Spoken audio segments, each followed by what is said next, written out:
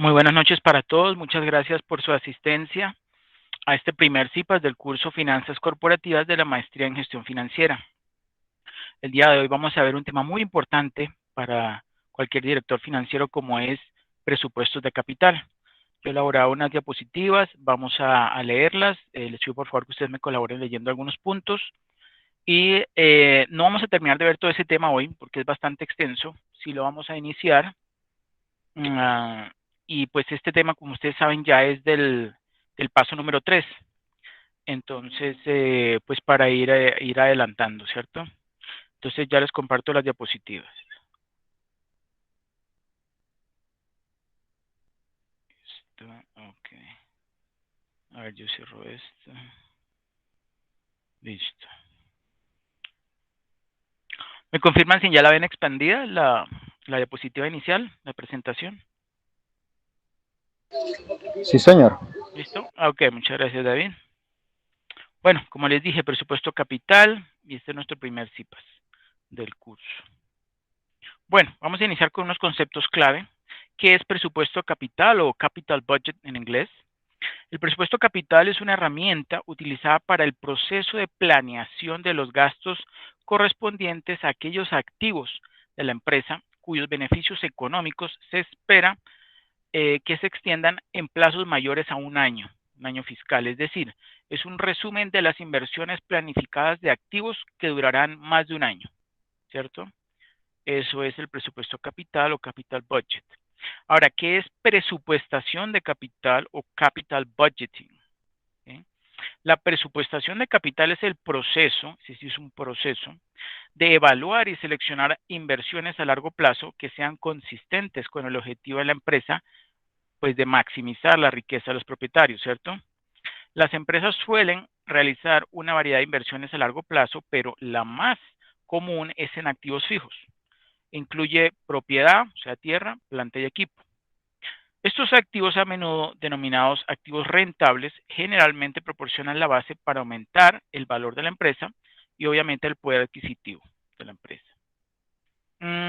Ahora bien, hay unos conceptos relacionados como por ejemplo el de CAPEX o gasto de capital o capital expenditure, que pues es CAPEX, ¿no? Un gasto de capital es un desembolso de fondos que realiza la empresa para que produzca beneficios durante un periodo de tiempo superior a un año. Ya lo dijimos, ¿cierto? Para capital budget, pero en este caso gasto de capital es precisamente ese capital es porque tiene que ver en la inversión que se hace en activos que van a rentar y que van a generar un beneficio a largo plazo, ¿okay? Como inversión. Incluye costos relacionados con la adquisición o actualización de activos tangibles e intangibles. ¿Sí? Ojo que no son solamente tangibles, aunque son los más, ¿sí? Los que más relacionamos con capital, pero también pueden haber intangibles. Los desembolsos de activos fijos son gastos de capital, pero no todos los gastos de capital se clasifican como activos fijos. Un desembolso, por ejemplo, de 60,000, digamos que son $60,000 para una máquina nueva con una vida útil de 15 años, es un gasto de capital que aparecería como un activo fijo en el balance de la empresa. Un desembolso, de 60,000 para una campaña publicitaria que se espera que produzca beneficios durante un largo periodo, también es un gasto de capital, pero rara vez se mostrará como un activo fijo. Pues obvio, no es un activo fijo, ¿sí? Es una inversión en publicidad. Las empresas realizan gastos de capital por muchas razones. Los motivos básicos de los gastos de capital son, por ejemplo, expandir las operaciones, reemplazar o renovar los activos fijos o obtener algún otro beneficio menos tangible durante un periodo prolongado de tiempo. Ahora veamos el otro tipo de gasto, que es el gasto operativo o Operating Expenditure, que se conoce como OPEX, ¿cierto? Un gasto operativo es un desembolso en el que incurre una empresa para llevar a cabo sus operaciones normales y que genera beneficios dentro de un año, o sea, en un plazo de tiempo hasta de un año o menor. Algunos ejemplos de gastos operativos son la renta, el costo de inventario, la nómina, los seguros, etcétera. O sea, renta me refiero a alquiler, ¿no? Sigamos con los siguientes puntos. Quinto, ¿por qué se afirma que la presupuestación de capital es una actividad multifacética? El presupuesto de capital es una actividad multifacética porque incluye la búsqueda de nuevas y más rentables propuestas de inversión, ¿cierto? O sea, lo que se hace también es investigar consideraciones de ingeniería y marketing para predecir las consecuencias de aceptar la inversión y la realización de análisis económicos para determinar el potencial de ganancias de cada propuesta de inversión. Sexto, ¿cuál es el principal problema de la inversión en capital fijo, ¿sí? O en proyectos de inversión? El problema de la inversión de capital fijo es esencialmente la determinación de si las utilidades previstas para un proyecto propuesto son suficientemente atractivas para garantizar la inversión de fondos en ese proyecto. La inversión se hace en una fecha determinada, mientras que las utilidades, ¿sí?, que se espera que se generen, pues están esparcidas a largos plazos en el futuro. Y séptimo, ¿por qué son TIR y BPN las mejores herramientas de valoración de proyectos de inversión? ¿Se acuerdan que TIR es tasa interna de retorno y BPN es valor presente neto, ¿no? Son herramientas para medir la viabilidad financiera, ¿cierto?, de un proyecto de inversión. Entonces, ¿por qué? Porque tienen en consideración la tasa de interés de mercado, ¿cierto?, permitiendo evaluar los costos de oportunidad entre una y otra alternativa. Okay. Bueno, ahora veamos la definición de inversión. ¿Quién me ayuda leyendo esta diapositiva, por favor? Yo le ayudo, profe. Perfecto. Definición de inversión. Una inversión es todo desembolso realizado con la esperanza de obtener rentas futuras. Una inversión empresarial comporta la adquisición por separado de una serie de activos operativos y su integración, para que su conjunto cumpla una funcionalidad específica, capaz de generar unas rentas superiores al desembolso de comprar los activos sueltos. El valor que se estima que creará esa agregación, medido por la diferencia entre el valor actual de las rentas futuras y el de los desembolsos previstos. Nace de los recursos y conocimiento de la empresa, que son los que permiten organizar los activos aislados para conseguir que rindan más juntos que separados. La inversión en un proyecto combina la inversión en un activo no corriente y en capital corriente operativo. Y si se rige por las leyes, por las siguientes leyes.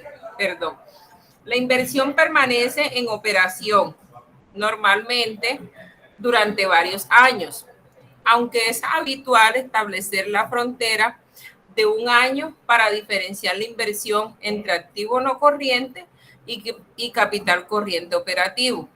Dicho plazo es cuestionable, puesto que la distinción no obedece a la duración del activo en la empresa, sino a su funcionalidad. Mientras el inmovilizado aporta la infraestructura que permite desarrollar los procesos, es mediante los procesos cómo se ejecutan las operaciones cotidianas de la empresa. El capital corriente operativo es el que fluye en una renovación continua por dichos procesos. Desde la perspectiva de su financiación, los elementos del capital corriente operativo, al renovarse por la continuidad de las operaciones, suponen una inmovilización permanente de fondos, sin menoscabo de que sus elementos individuales roten al fluir por los procesos de suministro, producción, distribución y venta. Además, ambos son necesarios en una inversión empresarial. Perfecto, muchas gracias, mis ladies. Entonces, sí, ahí estamos viendo entonces la definición de inversión y esos, esos dos tipos de elementos, ¿cierto? En una inversión, o que hacen parte de la inversión, que son el activo no corriente, ¿cierto?, que son los activos fijos, y el capital corriente operativo, ¿cierto?, que es un capital, pero como su nombre lo dice, es corriente y tiene que ver con la operación de la empresa. ¿Okay? Bueno. Clasificación de inversiones. Un proyecto de inversión supone la compra de un conjunto de activos para integrarlos con un propósito específico y compartido. De manera que la separación de uno de ellos cuestiona la consecución de ese objetivo común. Las principales características de los proyectos de inversión son, primero, que implantan la estrategia de la empresa, puesto que con ellos se opta por productos, mercados, canales de distribución y tecnologías frente a otras alternativas. También absorben fondos importantes, o sea, recursos importantes. ¿Sí? O sea, importantes se refiere a elevados montos, ¿no? Tercero, sus resultados se generan a largo plazo y dependen de factores del entorno. También dan lugar a su vez a nuevas oportunidades de inversión, ¿cierto? Y son desde su inicio de difícil reversión sin provocar pérdidas significativas, ¿sí? O sea que son difíciles de echar para atrás, ¿cierto? Y si se echan se echan para atrás después de haber iniciado nuestros proyectos de inversión, pues obviamente eso va a tener un costo, va a representar pues una pérdida. La mayoría de las inversiones pueden clasificarse en dos categorías: proyectos independientes y proyectos mutuamente excluyentes. Los proyectos independientes son aquellos cuyos flujos de efectivo no están relacionados entre sí, es decir, que son independientes unos de otros. La aceptación de un proyecto no exenta a los demás de ser evaluados, ¿sí? O de aceptados. Y los proyectos mutuamente excluyentes son los que tienen la misma función y por lo tanto compiten entre sí. En este caso, la aceptación de uno de ellos implica que los demás ya no serán evaluados, debido a que cumplen la misma función. Por ejemplo, una empresa que necesita aumentar su capacidad de producción podría cumplir su propósito, ya sea, primero, expandiendo su planta, o segundo, adquiriendo otra compañía, o tercero, contratando a otra organización para que lleve a cabo la producción, ¿cierto? Entonces, es evidente que aceptar cualquiera de esas alternativas elimina la necesidad inmediata, pues, de las demás, ¿cierto? Por eso son mutuamente excluyentes. ¿Hasta ahí alguna pregunta o todo claro?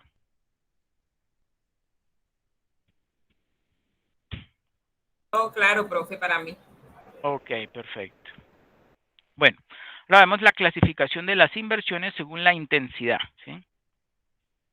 Según la intensidad con que incorporen estas características, las inversiones se clasifican como estratégicas y operativas.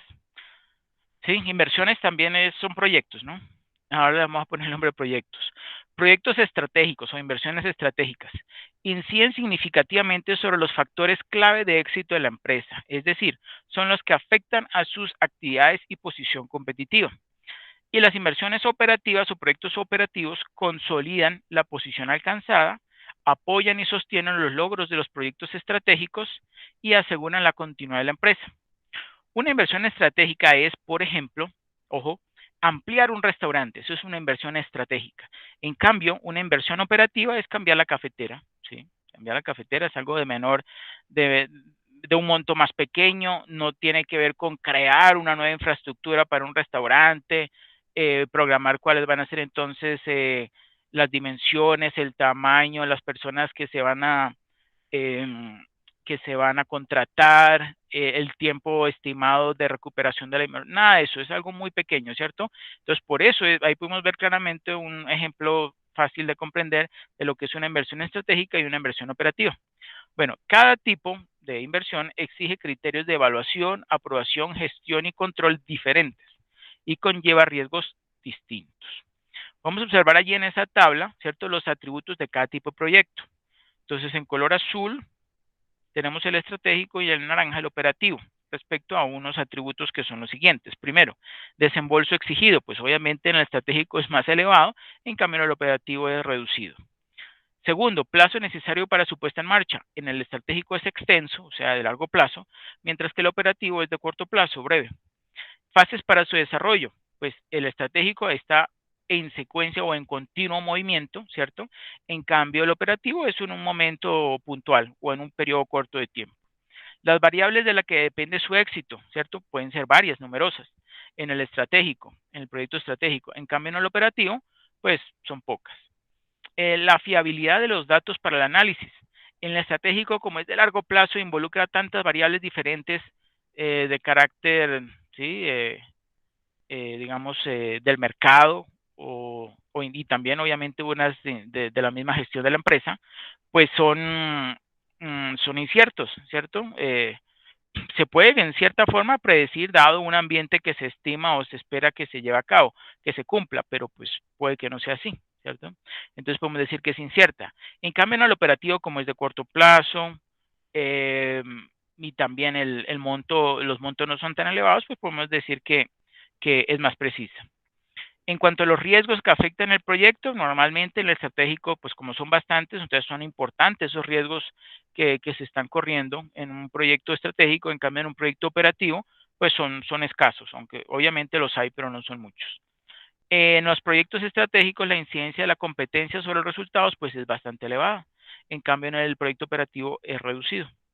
La capacidad para generar nuevas oportunidades en el proyecto estratégico es alto, ¿cierto? Esa capacidad para generar nuevas oportunidades.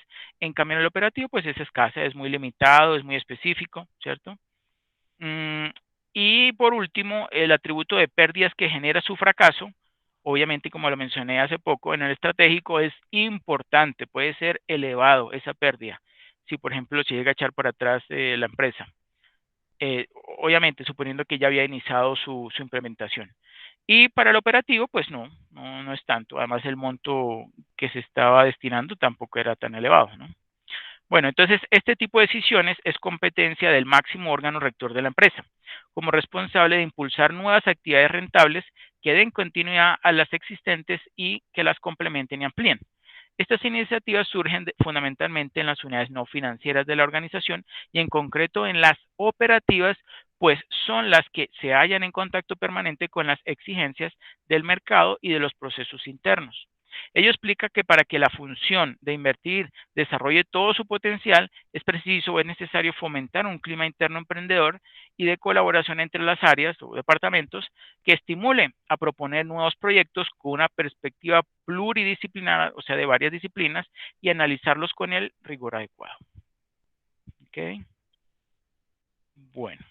Ahora veamos clasificación de proyectos de inversión a incluir en el presupuesto capital. Las dos opciones más utilizadas para proyectos de inversión a incluir en el presupuesto capital son dos: reposición de equipos o edificios o de reemplazo, ¿cierto? O sea, reemplazo de equipos, ¿cierto? Y segundo, proyectos de fabricación de nuevos productos o también proyectos de ampliación de productos existentes o de expansión.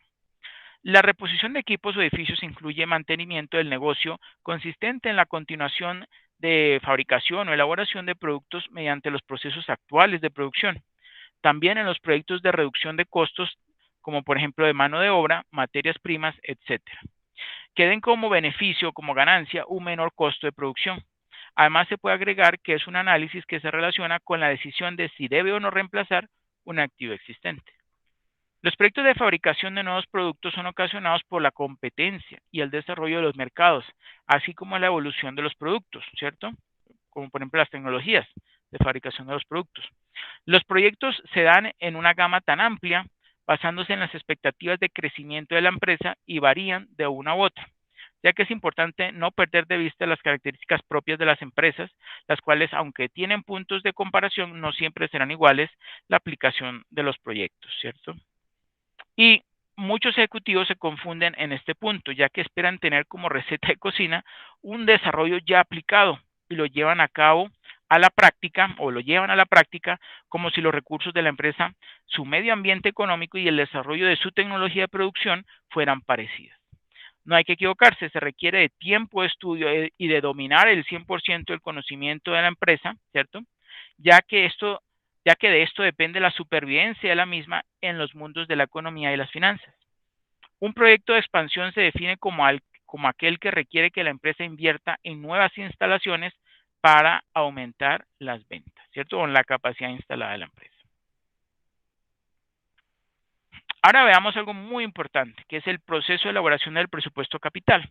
De acuerdo con Hitman y Sutter, ¿cierto? 2016, el proceso de elaboración del presupuesto capital consiste en 5 pasos distintivos, pero interrelacionados, que se mencionan a continuación. Primero, elaboración de propuestas. Las propuestas de nuevos proyectos de inversión surgen en todos los niveles de la organización y son revisados por el personal financiero de la misma. Las propuestas que requieren grandes desembolsos se ven sujetas a un escrutinio más cuidadoso que aquellos que son menos costosos.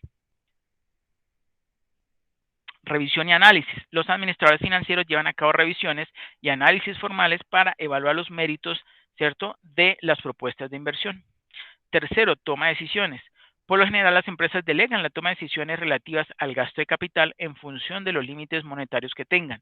Casi siempre es el consejo directivo el que debe autorizar los gastos que excedan cierto monto, ¿cierto? Monto superior. Por otro lado, es frecuente que los gerentes de planta tengan autoridad para tomar las decisiones necesarias para mantener en movimiento la línea de producción. Cuarto, implementación. Después de la aprobación se realizan los gastos y se implementan los proyectos. Los gastos relacionados con grandes proyectos suelen llevarse a cabo en fases. Y quinto, seguimiento. Los resultados se supervisan y los costos y beneficios reales son comparados con los que se esperaban. Si los resultados difieren de las expectativas, es posible que se requiera la implementación de algún tipo de acción. Entonces, cada paso del proceso es importante. Sin embargo, la revisión, el análisis y la toma de decisiones, o sea, el 2 y 3, comprendiendo los pasos 2 y 3, consumen la mayor parte del tiempo y el esfuerzo. El seguimiento, o sea, el paso número 5, es un paso muy relevante, aunque muchas veces dejado de lado. Su propósito es permitir que la empresa mejore continuamente la precisión de sus estimaciones de flujo efectivo. Debido a su importancia fundamental, este capítulo, en esta explicación, en lo siguiente nos vamos a ocupar en la revisión, análisis y toma de decisiones. Bueno. Ahora veamos otro punto de vista, proceso de elaboración del presupuesto capital, pero de acuerdo con Almeida 2008, la elaboración del presupuesto capital involucra los siguientes pasos. Estos son más precisos, a mí me parece como más precisos y también es más detallado. Primero, generación de propuesta de proyectos de inversión consistente, ¿sí? O sea, que sea consistente con los objetivos estratégicos de la empresa, ¿cierto? Segundo, determinación del costo del proyecto, muy importante. Tercero, estimación de los flujos de efectivo de operación, ¿sí? Y también de los flujos incrementales, ¿cierto? ¿Qué son los flujos incrementales? Pues como su nombre lo dice, son los flujos netos de efectivo, o sea, los verdaderos flujos, ¿cierto? Reales, tangibles, en los que incurre la empresa, ¿cierto? Incluyendo la depreciación y después de impuestos, y después obviamente del pago de impuestos para el proyecto de inversión. Cuarto, evaluación de los flujos de efectivo incrementales del proyecto. Quinto, estimación del grado de riesgo de los flujos de efectivo del proyecto. O sea que hay que considerar el riesgo. Sexto, el costo de capital apropiado al cual se deberán descontar los flujos de efectivo. Es muy importante este tema porque esto puede significar el aceptar o rechazar un proyecto, dependiendo del costo de capital que se haya seleccionado o que se haya calculado. ¿Cierto? Séptimo, valuar o evaluar con BPN, o sea, con valor presente neto, para obtener la estimación del valor de los activos para la empresa. Octavo, comparar los valor presente netos con el costo de capital. ¿Para qué? Para decidir sobre su rendimiento esperado. Noveno, la selección de proyectos basándose en un criterio de aceptación de maximización de valores, muy importante, ¿cierto? O sea, puede que un proyecto genere valor, por ejemplo, si lo hablamos con BPN, que es superior a 0, ¿cierto? Y si lo comparamos con otros aspectos, pues que dé un mayor rendimiento, pero también la empresa obviamente va a hacer como ustedes saben, una proyección de los estados financieros y se hacen al igual que ustedes han hecho en el Corbatul, van a hacer con base en esa proyección, van a calcular unos indicadores, ¿cierto? De generación de valor y se va a considerar el que realmente pues genere valor para la empresa, ¿cierto? Aunque el BPN de positivo por encima de 0 y sea incluso mejor que otro, pero hay que confirmar de que efectivamente esté generando valor, ¿sí? Y por último, la reevaluación continua de los proyectos de inversión implementados y el desempeño de auditorías posteriores para los proyectos complementarios. Ahora veamos cuál es el procedimiento para la evaluación del presupuesto capital. ¿Quién me ayuda, por favor, leyendo esta diapositiva?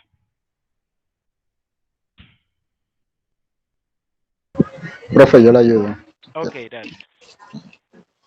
Bueno, calcular la inversión inicial. La inversión inicial de un proyecto es el total de recursos que se comprometen en determinado momento para lograr un mayor poder de compra. Es conveniente aclarar que los recursos son los desembolsos en efectivos que exige el proyecto para empezar a desarrollar su actividad propia, es decir, a generar los beneficios para lo que fue concebido. Calcular los flujos de caja. El concepto empleado para medir los resultados de la actividad de las empresas o de un proyecto es el de utilidad, más que el de flujo de efectivo que genera. De ahí la pregunta, ¿cuál de los dos conceptos es el aceptado para la evaluación de un proyecto? ¿Por qué se le asigna mayor importancia al flujo de efectivo de una empresa para evaluar un proyecto de inversión que a la utilidad? El concepto de utilidad depende de la subjetividad de los contadores en cuanto a los ajustes que al final de cada periodo se efectúen en la empresa. Por ejemplo, el monto del ajuste por cuentas incobrables depende de lo que el contador de la empresa determine con cierto método, que puede variar de acuerdo con la opinión de otra persona de la organización. Otra discrepancia entre los contadores consiste en las partidas que deben llevarse a resultados del ejercicio, o bien capitalizarse o ser diferidas. Por ejemplo, ciertas mejoras en beneficio de un activo fijo se pueden considerar como gastos del periodo o capitalizarse. Para determinar la utilidad contable no se toman en consideración los costos de oportunidad que sí son importantes para evaluar un proyecto de inversión.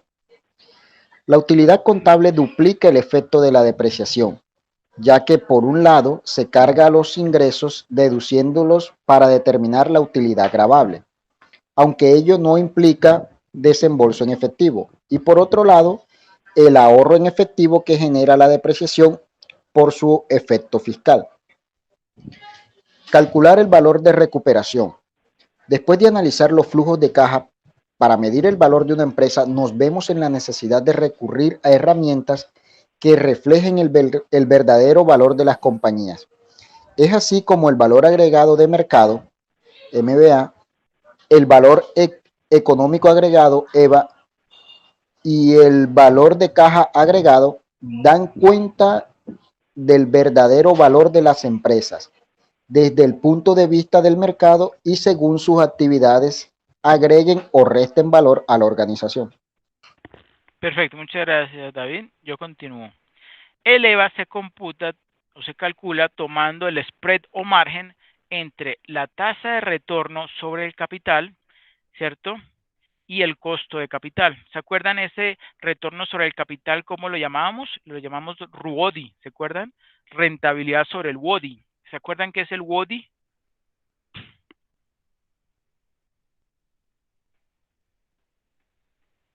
Utilidad operativa después de impuestos. Correcto, muy bien. Entonces la rentabilidad de ese WODI, cuando le quitamos ese costo de capital y lo multiplicamos, ¿cierto? Por el valor económico en libros del capital comprometido en el negocio, obtenemos el EVA. ¿Ok? Entonces, la diferencia entre el valor total del mercado, la cantidad que los inversionistas pueden llevarse, ¿cierto? O que ellos le ponen, por ejemplo, de precio a una acción, ¿cierto? En el mercado, y el capital invertido, que es el dinero que ellos han puesto, ¿cierto? O el valor en libros, es el valor agregado, esa diferencia. Eso significa que la valuación de la acción en el mercado de una empresa es igual al capital que la empresa realmente ha invertido más una prima por su EVA proyectado y descontado a un valor presente. ¿Okay? La técnica del valor de caja agregado, o sea, el VCA, es una depuración o avance del EVA, en el sentido de que la prueba final de creación de valor se hace sobre los movimientos de generación de fondos de capital de trabajo en disponible. ¿Okay? Este concepto es muy importante, ojo, valor de caja agregado. ¿Okay? Lo vamos a ver en la próxima sesión, próximo jueves, pero para que lo vayan investigando de pronto si les interesa, valor de caja agregado. Ahora sigamos, técnicas de evaluación del presupuesto capital. Eso ustedes, pues yo sé que ya lo han escuchado, de todo modo, pues vamos a explicar dos, que son el periodo de recuperación descontado, ese, ahorita que me acuerdo, ese ustedes lo aplicaron, bueno, no todos ustedes, pero por ejemplo David sí me acuerdo, en el curso de Ingeniería Económica aplicada a las finanzas, ¿cierto? ¿Se acuerdan del periodo de recuperación descontado? ¿Sí? Porque se descontaba a una tasa, a un costo de oportunidad que había sido pues dado o calculado previamente. Bueno, ese es entonces una técnica, un método, pues que, digamos, no me va a dar un resultado en términos monetarios ni en términos porcentuales, pero sí me va a indicar, como su nombre lo dice, el tiempo en años, bueno, o meses, en que se demora el inversionista en recuperar esa inversión, ¿cierto? Y eso es bueno conocerlo, ¿no? Para saber cuánto tiempo se demora el inversionista en recuperar al menos esos recursos que destinó al proyecto. Y obviamente con los otros métodos o técnicas, pues va a determinar en términos monetarios, por ejemplo, con el valor presente neto, cuál va a ser su ganancia, ¿cierto? Su beneficio. Y con la tasa interna de rendimiento TIR, pues es más fácil de comprender, es una tasa de interés, es un rendimiento, ¿cierto? Y esa tasa de interés, ese rendimiento que va a generar el proyecto solo, ¿sí? Yo a ese rendimiento yo le voy a quitar mi costo de oportunidad que también o por lo general se determina como una tasa de interés y esa diferencia, ¿cierto? Es realmente el beneficio neto, ¿cierto? O el rendimiento neto, ¿ok? Bueno, de todos modos vamos a profundizar en ellos ahorita más adelante. Ahora, presupuesto para los desembolsos capitalizables y su relación con los flujos de efectivo. Los desembolsos capitalizables se hacen para adquirir activos nuevos para expansión, para reemplazar o modernizar los activos fijos existentes dentro de la empresa, para evaluar alternativas de desembolsos capitalizables. Deben determinarse las entradas y salidas de efectivo después de impuestos relacionadas con cada proyecto. Los flujos de caja se evalúan. En vez de evaluar figuras contables por razón de que son estos los que afectan directamente la capacidad de la empresa para pagar cuentas o comprar activos. Las cifras contables y los flujos de caja no son necesariamente lo mismo. No son lo mismo, obviamente. Debido a que en el estado de resultados se representan ciertos gastos que no representan salidas de efectivo. Cuando una compra en un proyecto se destina a reemplazar un activo existente, pues deben evaluarse las entradas y salidas de caja en incremento, ¿sí? Que resulten de la inversión. ¿Alguien iba a decir algo? Que habían abierto el micrófono.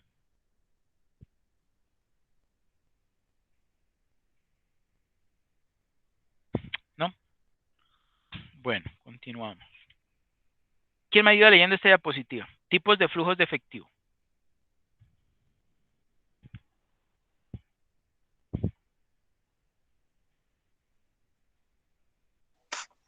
Profe, qué pena es que tengo a mi hija acá encima, si no le ayudaría. Bueno, No, tranquilo. no nos va a dejar, qué pena. Ok, no, tranquilo. Bueno, Miss Lady, David. ¿Quién más está por ahí o no hay más nadie? No, ¿verdad? Bueno, yo entonces sigo. Tipos de flujos de efectivo. Los patrones para flujo de caja relacionados con proyectos de desembolsos capitalizables se pueden clasificar como convencionales o no convencionales. Los flujos de caja convencionales. En estos flujos de caja convencionales, el patrón de flujo de caja convencional consiste en un desembolso inicial seguido de una serie de entradas de efectivo. Esta norma está relacionada con muchas clases de desembolsos capitalizables. Por ejemplo, una empresa puede gastar cierta cantidad X de dinero hoy y prever el resultado de una cantidad Y de entradas al final de cada año para un determinado número de años, ¿cierto? Esos son los convencionales. Ahora veamos el opuesto, los no convencionales. Es un patrón de flujo de caja, o más bien, un patrón de flujo de caja no convencional es aquel en el cual un desembolso inicial no vaya seguido de una serie de entradas, ¿sí? Como ejemplo, se tienen las entradas y salidas alternadas. Alternadas significa que en un momento sí, en otro no. En un momento sí y en otro no, ¿cierto? O una entrada seguida de varios desembolsos. Un tipo común de patrón de flujo de caja no convencional resulta de la compra de un activo que genera entradas de efectivo en un periodo de algunos años, se repana, por ejemplo, y de nuevo genera flujos de efectivo por otros años más. Y la inversión neta se refiere al flujo de caja pertinente que debe considerarse al evaluar un desembolso capitalizable en perspectiva. Se calcula totalizando todas las salidas y entradas que ocurren en el momento del desembolso para obtener el gasto, ¿cierto? Bueno, dependiendo obviamente si es mayor las salidas que las entradas, ¿no? Las variables básicas que deben tenerse en cuenta para determinar la inversión neta relacionada con un proyecto son el costo del nuevo proyecto, los costos de instalación, los rendimientos en la venta de activos, los impuestos que se ocasionen en la venta, ¿cierto? Y esos beneficios previstos en un desembolso capitalizable se calculan como entradas de efectivo incrementales después de impuestos, ¿sí? Para determinar la inversión neta, pues se sigue el siguiente fórmula o modelo, que son, a partir del costo del proyecto nuevo, ¿cierto?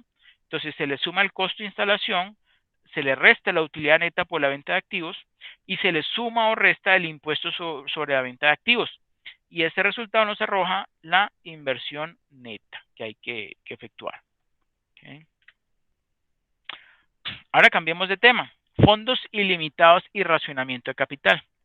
Independientemente de si las inversiones son en activos tangibles o intangibles, un proyecto de inversión de capital se puede distinguir de los gastos recurrentes por dos características.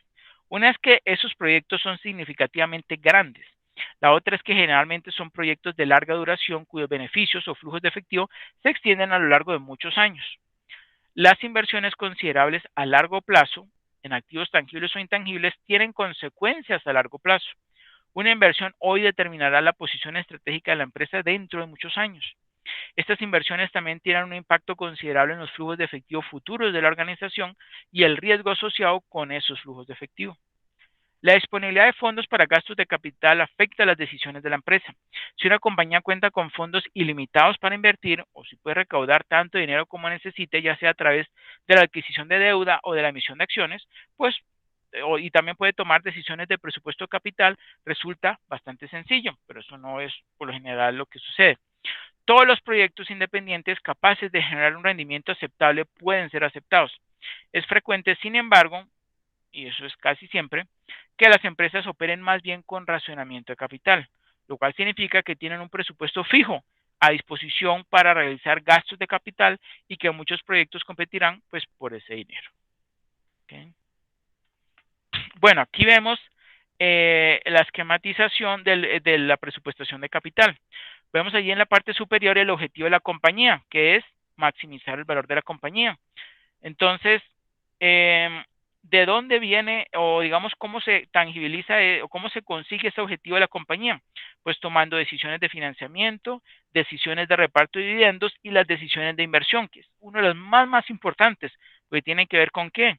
Con la generación de recursos a largo plazo de la empresa, ¿cierto? O sea, la razón de ser de la empresa.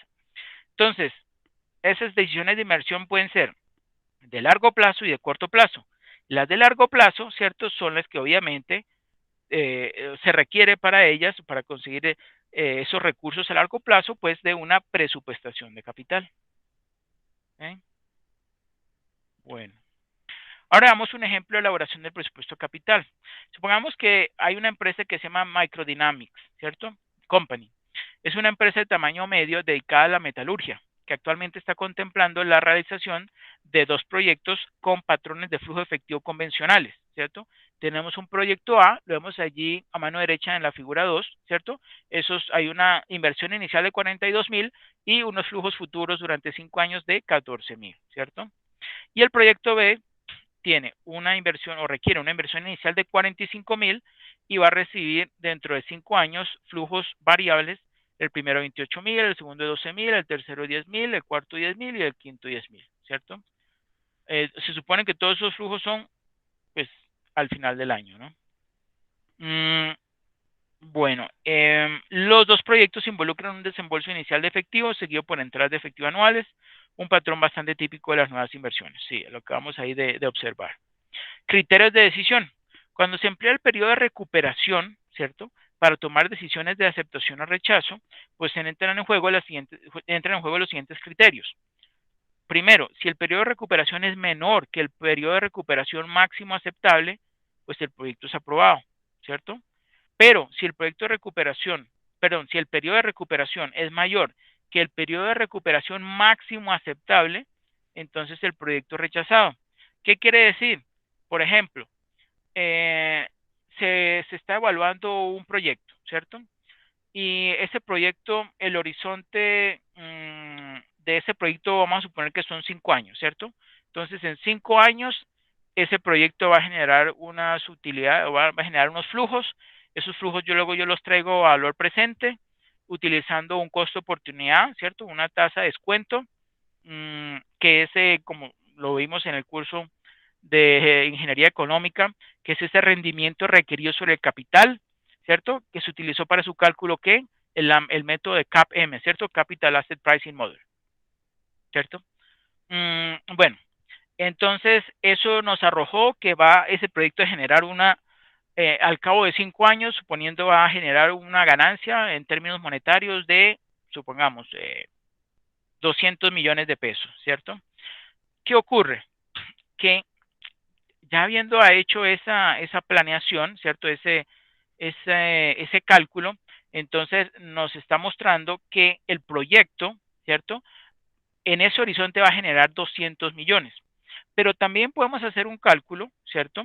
De cuántos años o cuál es el tiempo estimado, ¿cierto? En años para no ganar ni perder, ¿sí? Para que el valor presente neto sea igual a cero. ¿Se acuerdan que ese también lo podemos calcular, no?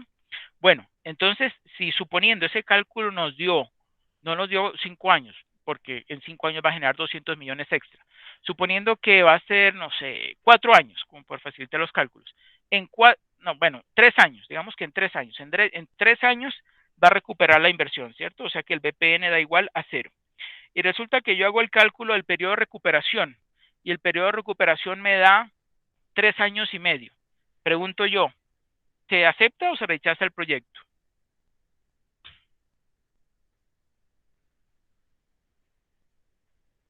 Evaluando solamente el criterio de periodo de recuperación.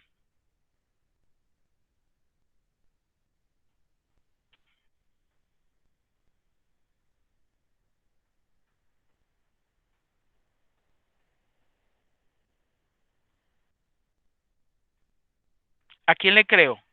¿Al BPN o le creo al periodo de recuperación? ¿Y por qué?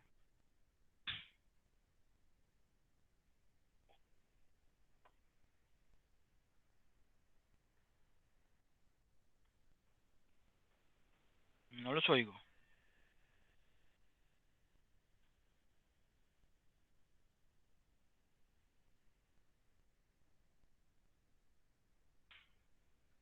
En este caso el de BPN, ¿cierto? ¿Por qué? Porque el BPN está considerando que el valor del dinero en el tiempo, ¿cierto? Y eso cómo se está evaluando por el descuento de esos flujos a esa tasa de descuento o ese costo de oportunidad, ¿cierto? En cambio, el periodo de recuperación no lo está considerando. Ahora bien, también existe el otro indicador que es periodo de recuperación descontado. Ese sí tiene que dar un resultado similar al de calcular el BPN, pero eh, digamos que eso lo podemos calcular fácilmente en Excel, ¿cierto? En Excel, digamos que hago una simulación o digamos utilizo el buscar objetivo, ¿cierto? El buscar objetivo y digo, bueno, ¿cuántos años se requieren para que el BPN sea cero? Dado, obviamente, una tasa de descuento. Y chun, me da ese resultado. Y luego calculo también el periodo de recuperación descontado. ¿Ustedes qué creen? ¿Deberían dar los mismos resultados o no? Sí, ¿cierto? Sí, debería. Exacto, perfecto. Obvio que sí.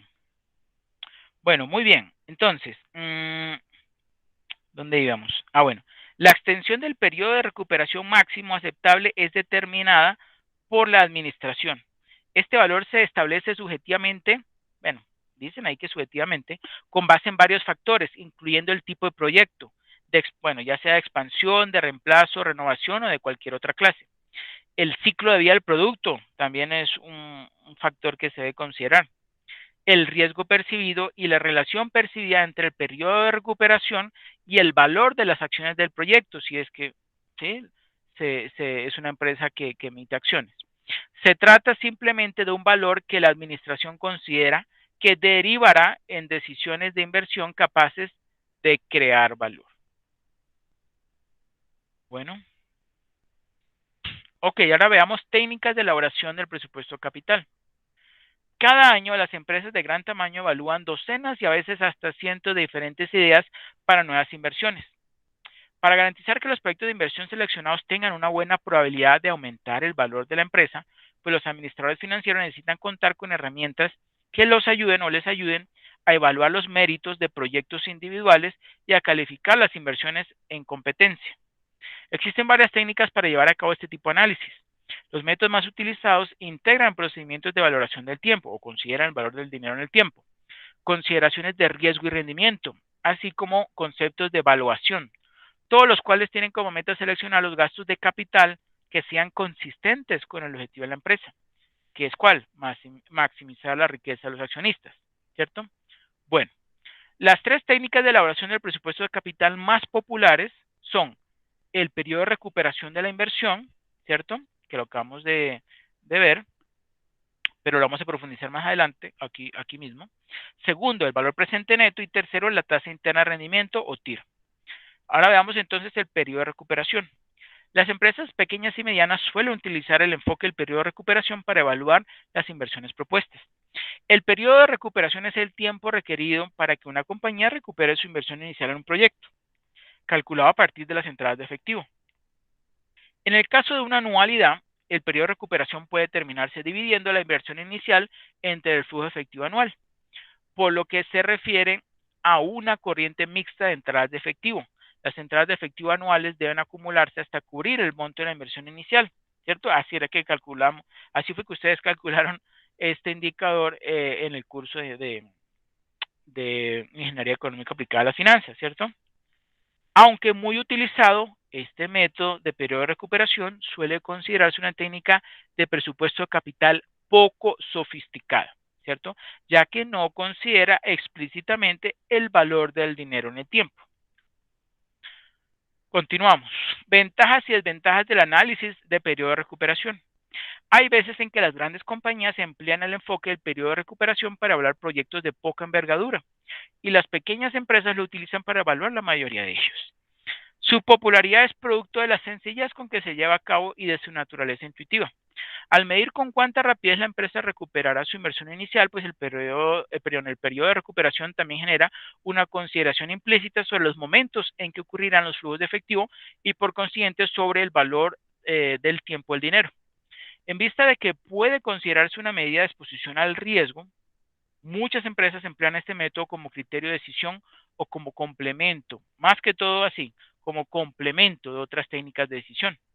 Entre más prolongado sea el tiempo que la empresa debe esperar para recuperar sus fondos invertidos, pues mayor será la posibilidad de que ocurra una calamidad. Entonces, entre más corto es el periodo de recuperación, pues menor es esa exposición al riesgo que experimentará la compañía. La principal debilidad del periodo de recuperación radica en que su duración apropiada no es más que una cifra determinada subjetivamente, ¿cierto? Que por lo general no es la realidad. No puede especificarse tomando en cuenta el objetivo de maximización de la riqueza, porque no se basa en el descuento de flujos de efectivo para determinar si contribuyen al valor de la empresa. En lugar de ello, el periodo de recuperación es tan solo el periodo máximo aceptable en que la administración decide que los flujos de efectivo de un proyecto deben alcanzar su punto de equilibrio, es decir, igualar la inversión inicial, ¿cierto? Una segunda debilidad de este método radica en que no toma suficiente en cuenta el factor tiempo en la valoración del dinero, ¿cierto? Y una tercera desventaja del periodo de recuperación consiste en que no reconoce los flujos de efectivo que ocurren después del mismo, ¿sí? Después de que ha finalizado supuestamente ese proyecto. Ahora, ¿cuáles son los criterios de decisión, ¿cierto? Para ese periodo de recuperación. Son cuando se emplea el periodo de recuperación para tomar decisiones de aceptación-rechazo, entran en juego los siguientes criterios.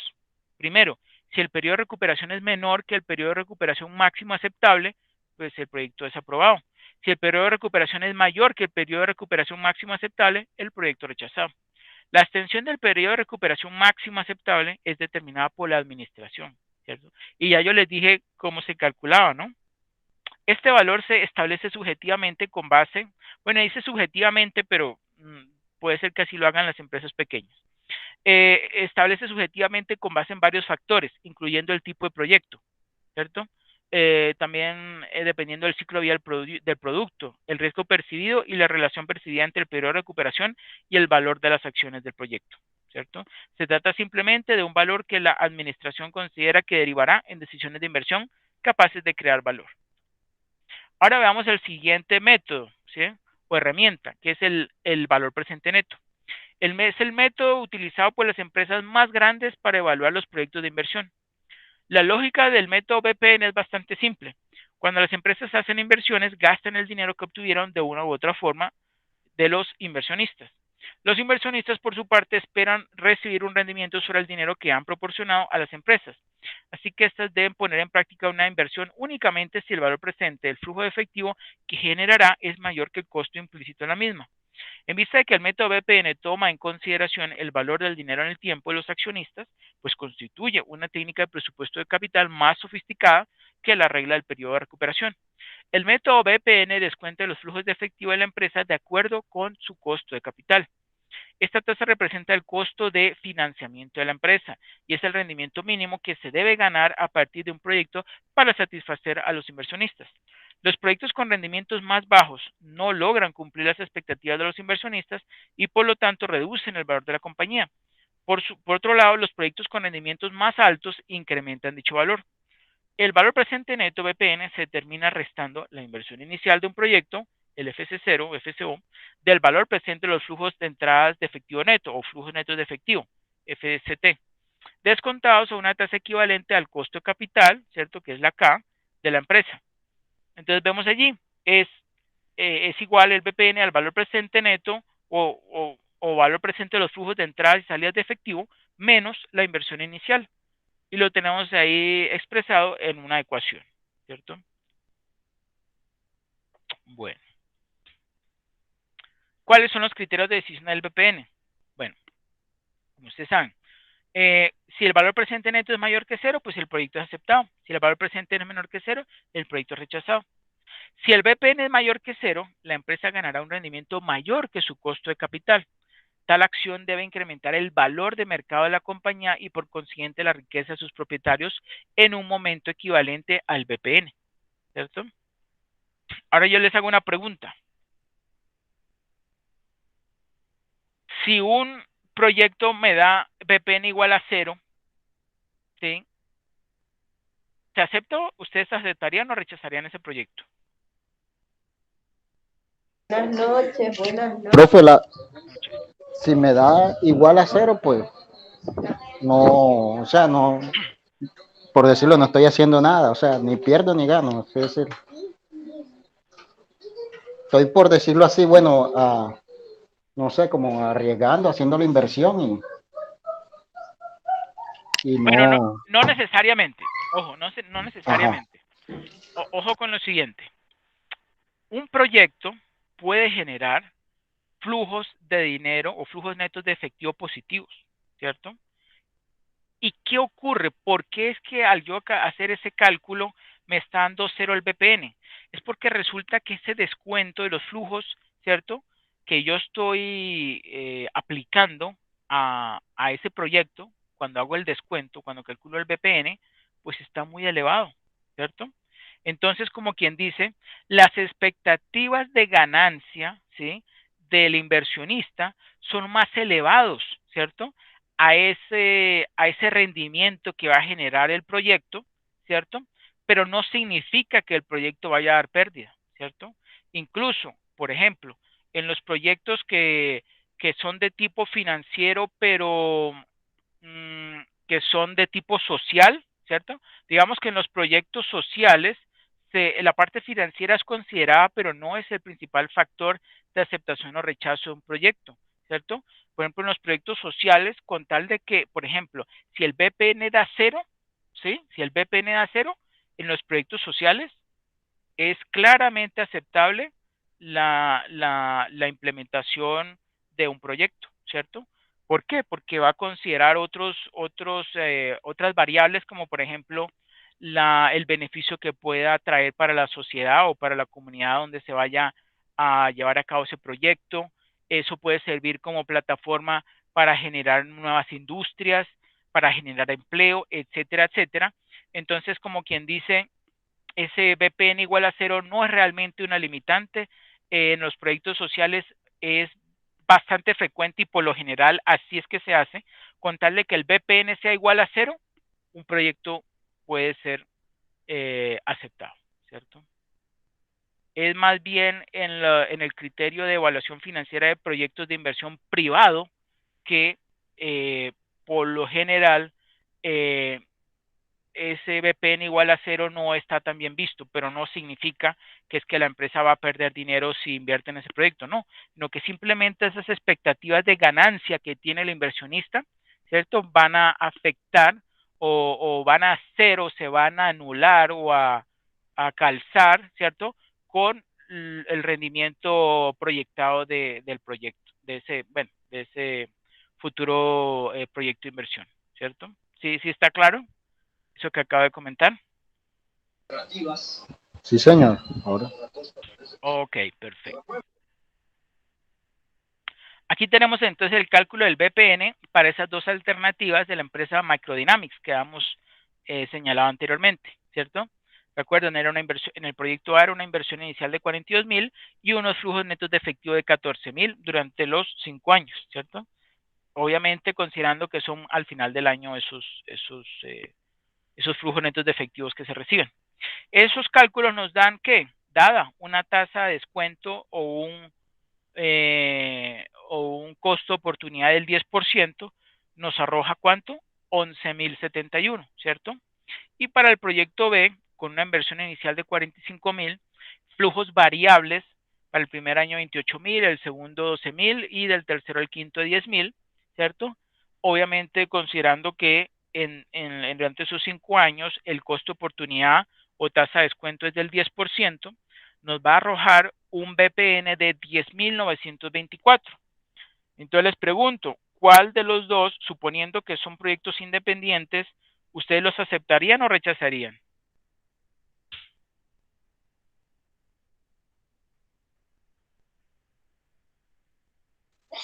Pues ambos se aceptan, ¿no, profe? Son positivos. Correcto, muy bien. Y si fueran proyectos mutuamente excluyentes, ¿cuál aceptaría?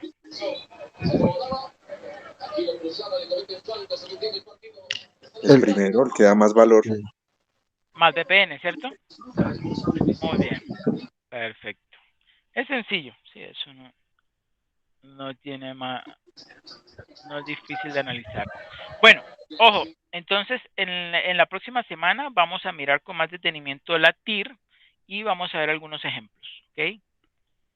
Y les voy a compartir una plantilla de Excel, ¿sí? La otra semana, para que ustedes participen y también pues vayan entonces haciendo los cálculos y vayan familiarizándose con ellos. Y por ejemplo, les voy a colocar un ejemplo donde dan cálculo, por ejemplo, la TIR, puede ser que con la TIR acepte el proyecto y con el BPN lo rechace, ¿sí? Entonces, para que ustedes determinen cuál de los dos tiene prioridad o cuál es realmente el indicador que hay que considerar para aceptar o rechazar el proyecto, ¿cierto? Que eso ocurre en la vida real, ¿ok? Bueno, ¿quién me ayuda por favor leyendo las conclusiones? Ya, ahora sí ya puedo, profe. Entonces, conclusiones. El periodo de recuperación es el tiempo requerido para que la empresa recupere su inversión inicial, calculado a partir de las entradas de efectivo que recibe. Los periodos de recuperación más cortos son los más deseables. Segundo, el administrador financiero debe aplicar las técnicas de decisión apropiadas para evaluar si los proyectos de inversión propuestos crean valor. En términos generales, el valor presente neto, BPN, y la tasa interna de rendimiento TIR son las técnicas de presupuesto de capital preferidas. El atractivo de dichos métodos radica en que ambos indican si la inversión propuesta crea o destruye valor para los accionistas. Tercero, el BPN indica con toda claridad el monto de la creación de riqueza esperado a partir de un proyecto propuesto. Por su parte, la TIR solo proporciona las herramientas para tomar una decisión de aceptación o rechazo, algo que también hace la BPN. Cuarto, desde el punto de vista teórico, el enfoque BPN despierta más simpatías. En la práctica, sin embargo, la TIR es muy utilizada gracias a su enfoque intuitivo. Quinto, el BPN da por sentado que las entradas de efectivo intermedias se reinvertirán al más conservador costo de capital. El método TIR supone que la reinversión se realizará a la TIR del proyecto. Correcto, muchas gracias. Sí. Bueno, ahí estuve hablando yo de la TIR, sí, pero ese lo vamos a ver la próxima semana con más detenimiento. Vamos a ver cuáles son como los puntos fuertes y los puntos débiles, ¿cierto? De ambos indicadores, que son, como se acaba de mencionar, son los más utilizados. Y yo le hago una pregunta. ¿Ustedes aceptarían o rechazarían un proyecto si solamente analizaran uno de estos dos indicadores? ¿Sí o no?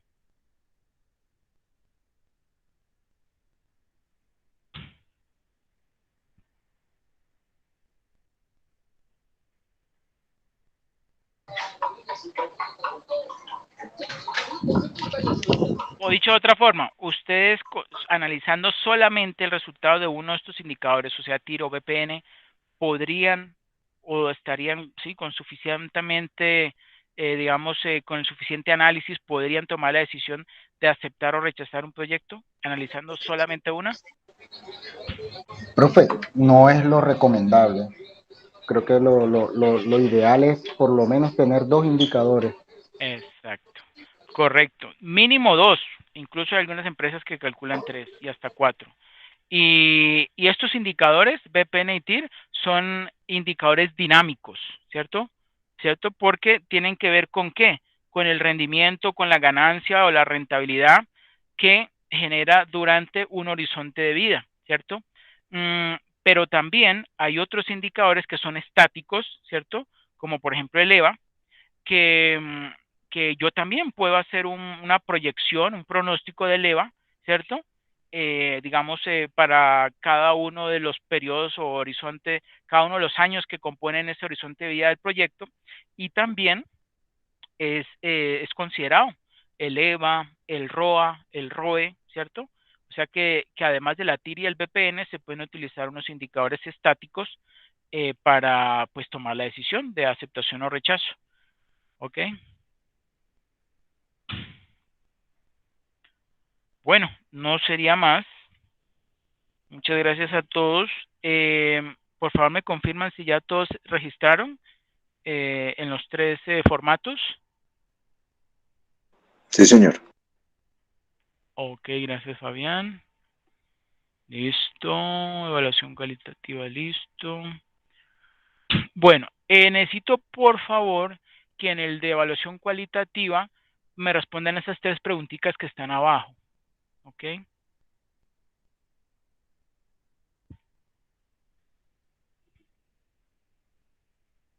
¿Cuál de los tres links es, profe? El tercero. Cuando le da clic, ahí dice evaluación cualitativa de la estrategia CIPA. ¿Ok?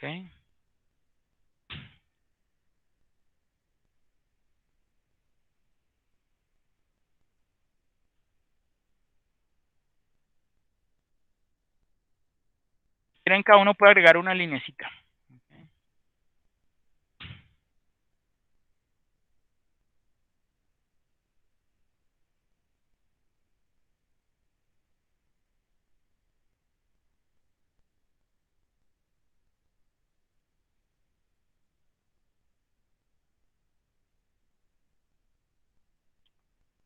Robert sí falta. Voy entonces nuevamente a compartir los enlaces, por lo que Robert no haya enterado.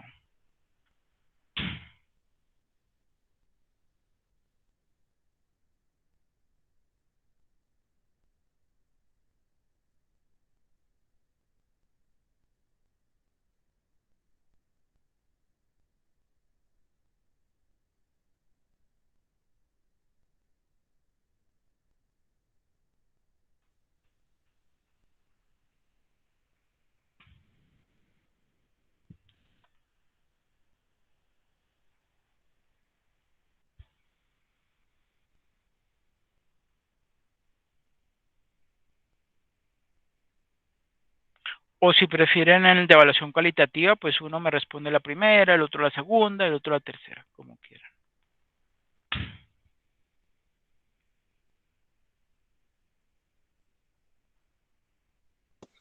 Yo ya respondí la primera, si quieren responder las otras dos. Yo respondí la segunda, profe.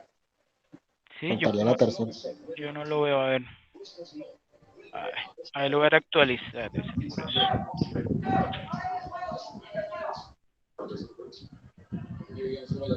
¿Mm? Ah, es que cogieron la segunda hoja. Ok, listo, no hay problema. No hay problema. Yo respondí creo que en la primera hoja, profe. No sé si lo alcanza a visualizar. Ah, sí, sí, ya lo veo. Ok. Listo. Bueno, yo luego lo organizo.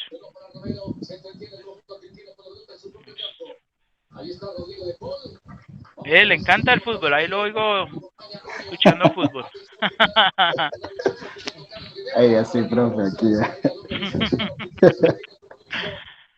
Ay, Dios mío, gracias a Dios el partido no fue a las 6 ni a las No, 7. ni modal, estaba en el trabajo, ni se pudo ver. Menos mal, porque creo que ni ganaron ni nada. No, ganaron. No, ganaron experiencia. Ganaron al final en el último segundo. Ah, No, increíble. profe, lo anularon, profe. Ay, no le creo. Sí, pegó en la mano y lo anularon, profe. Ay, Así no. que, Imagínense, yo antes de empezar vi el gol y dije, bueno, misión cumplida por Colombia. Entonces la anularon. Ay, no.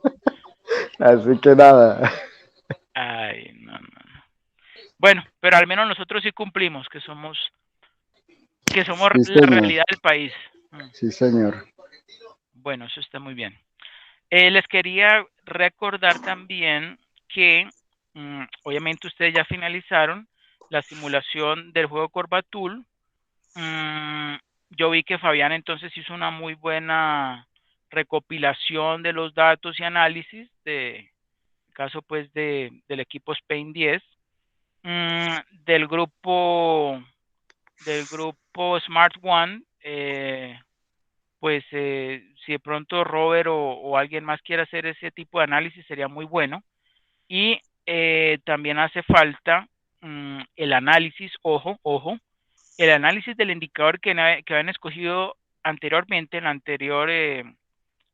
digamos, la semana pasada.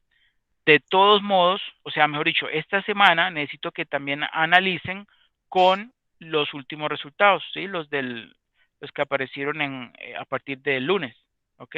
O sea que ya van a contar con 4 años y poniendo obviamente, pues, un análisis más objetivo con la última variación, ¿cierto? La última Profe, variación. o sea, la vez pasada creo que analizamos, La Robert decisión 2. había analizado, sí, exacto. Ahora entonces con la decisión 3 Exacto. ok, listo. Con la 3 y vayan por favor todos participando en la elaboración de las diapositivas. Ahí dentro de la guía de actividades están los requisitos o las partes que debe tener esa presentación, ¿ok? Y me la envían por favor a más tardar el domingo, ¿ok?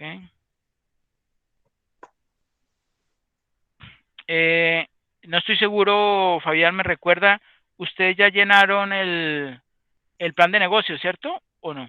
Sí, sí, señor. ¿Sí? ¿Y lo publicaron ahí dentro del foro? Eso estoy aquí averiguando con María Soretes, que ella era la encargada. Ah, sí, sí, sí, ella lo puso, está muy completo, sí, Creo que sí, sí. sí, está muy bien. Y del otro equipo, me parece que es del otro equipo que sí no lo han completado, el de Robert, Sí, profe, el plan de negocios, ya también. pero todo, porque es que faltaba la parte de abajo. Ya Robert lo publicó ¿Sí? junto ¿Lo con la publicó? decisión 3. Sí, Ah, el bueno, pantallazo de los ingresos, no ok. sé si Ah, bueno, lo sí, sí, me visualiza y acuerdo. nos avisa. ¿Oye? Sí, sí, sí, me acuerdo que habían puesto el presupuesto, sí. Ah, bueno, si está ahí publicado, perfecto. Eso es lo importante. Listo. Bueno, bueno. Profe, a mí no me deja entrar al foro en este momento. ¿Habrá algún bloqueo? Voy a ingresar a ver si tengo algún inconveniente. A ver. Eh, si uno se demora bastante tiempo, le toca volverse a conectar. Entonces, esperen, me vuelvo a conectar. Si uno no está, digamos, activamente, pues, revisando, no le deja, lo saca uno. Entonces, toca volver a conectarse. Si estás como lento, espera un momento.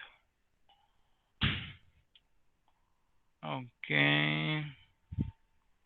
A ver que me dé el código de acceso.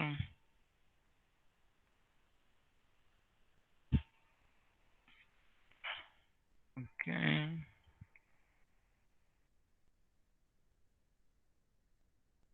Bueno, aquí puedo entrar a Accessit. A ver si puedo entrar al... Está re lento, eso sí es cierto. Está muy lento. Bueno, lento, pero ahí entró. Ok. Finanzas corporativas. Está re lento, pero está entrando.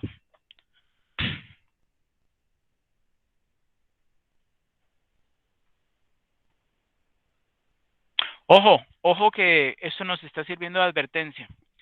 Yo les recomiendo que a más tardar el sábado publiquen dentro del entorno de evaluación las diapositivas, ¿cierto? La presentación, porque qué tal que ocurre esto mismo el domingo y se bloquea, porque eso pasa muchas veces. La plataforma se bloquea, no deja ingresar a más personas. ¿Ok? Bueno, foro. Sí, sí se puede entrar. Está lento, pero sí está funcionando. Bueno, voy a cerrar todo y volver a entrar porque a mí no me deja. No. Sí, aquí está el de Robert y sí, efectivamente ahí puso el plan de negocios. Está bien. Eso lo hizo el domingo por la tarde. Ahora que yo no había visto eso abajito de la imagen del presupuesto. Sí, claro, ahí está. Ok, perfecto. Perfecto.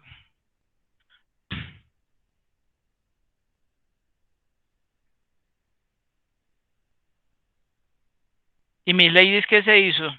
¿Se fue al partido?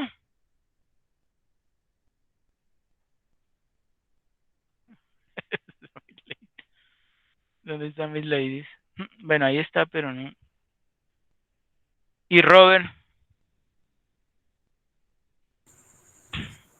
Hola, profe, buenas noches. Qué pena, es que estaba con un Sí, Robert. poco Está ocupado. disponible. Sí, señor, estoy aquí atento. Ok. Robert, falta que se registren en la lista de asistencia, en el de Excel. Y en el de acta de conformación de CIPAS. ¿Eso qué significa? El primer y segundo enlace todavía falta que le dé clic a cada uno. El tercero sí ya le dio clic y se registró. ¿Ok? Y su profe, ya lo hago. Ok, gracias. Bueno, no siendo más, muchas gracias a todos por su asistencia. Este componente práctico es de los, digamos, que involucran mayor tiempo, ¿cierto? Muchos docentes lo programan como cerca al final del curso. Sin embargo, yo preferí que en estos momentos ustedes lo desarrollaran porque la verdad, digamos, van a estar menos cansados que, por ejemplo, más adelante. ¿Ok? Y el tema de presupuestos de capital, pues es muy interesante y como les dije, vamos a profundizar en la TIR y en sus ventajas o bueno, puntos fuertes y débiles de cada uno y con ejemplos la próxima semana, ¿ok? Vayan echándole una mirada a la guía de actividades del paso número 3. Esos ejercicios son de cuidado, son de detalle, ¿cierto? Entonces, porfa, vayan leyendo también el librito al cual ustedes pueden acceder. Bueno, mi librito me refiero al ebook de Hitman y Suter. ¿Ok? ¿Ya le echaron una mirada o todavía no?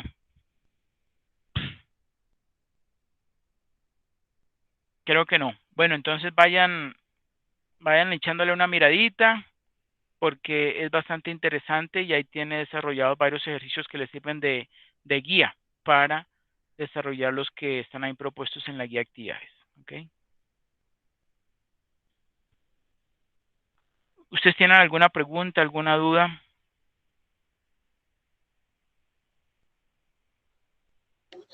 No, profe, eso es lo que usted explicó, quedó Ajá. claro. Bueno, ok, perfecto, muy bien. Bueno, no siendo más, muchas gracias a todos por su asistencia, que pasen una feliz noche y nos vemos el próximo jueves. Feliz Gracias, noche. profe. Buenas noches. Gracias. Buenas noches. Bueno, con mucho gusto. Feliz noche para todos.